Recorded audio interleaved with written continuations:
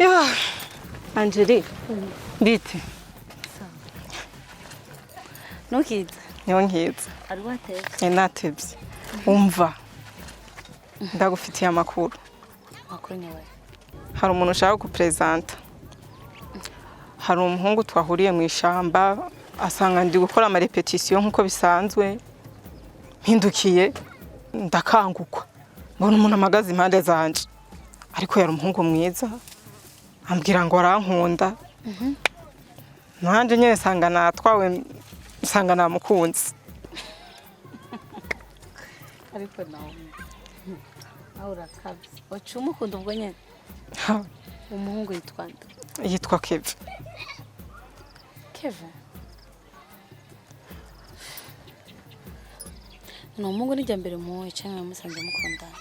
Wese nakubwiye ko twahuriye mu ishamba ndi mu repetition nkuko bisanzwe mpindukiye. Mbona umuntu nakangutswe. Ariko mbona n'umuhungu mwiza. Nawe mbona ambwira ngo arankunda. Nawe urahiriye. Shira bashaka kubona uwo muhungu.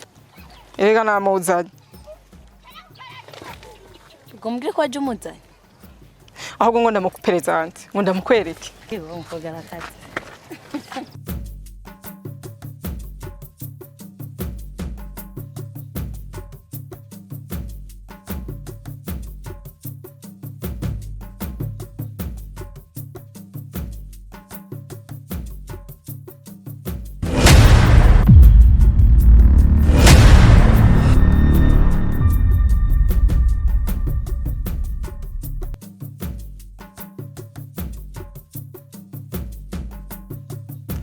Keve, uwo yitwa Angeli. Ni umugenzi wanje kuva mu bwana.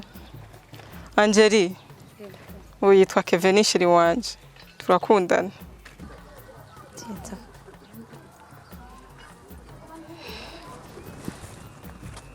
Kevin.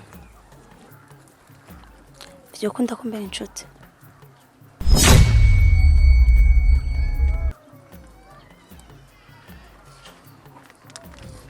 Cyane Angeli. Naomi. Urasa umushari mwiza cyane. Urakoze. Kandi abareke muganire sivyo? Nta kibazo.